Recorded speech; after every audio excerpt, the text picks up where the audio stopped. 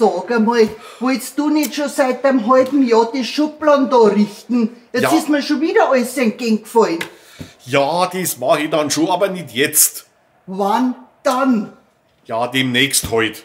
Demnächst, genauso wie du die Garderobenleisten aufgemacht hast, die wo schon ein ganzes Jahr auf der Kommode liegt. Ja, hab ich halt noch keine Zeit gehabt. Genauso wie du für die Teppichleisten im Wohnzimmer noch keine Zeit gehabt hast, für den Wasserhahn in der Waschküche und für die Tierklinge in der Speis. Ich geh jetzt da nimmer weg, bevor du die Schublade nicht gekriegt hast.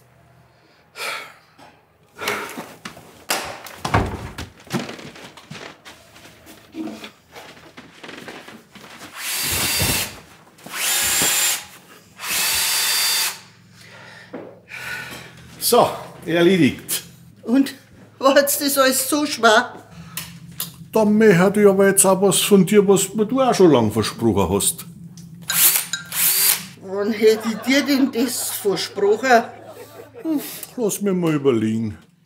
Wenn's Kopfweh aufhört, wenn der Sonnenbrand weg ist, wenn wir's neue Bett haben, wenn die Kinder aus dem Haus sind. Du, und wenn er da einfach ein halbes Bier vom Keller aufholt?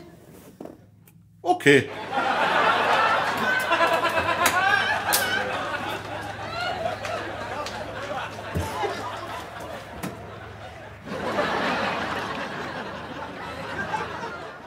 Bayern Comedy wird unterstützt durch die private Landbrauerei Schönram und bavariashop.de.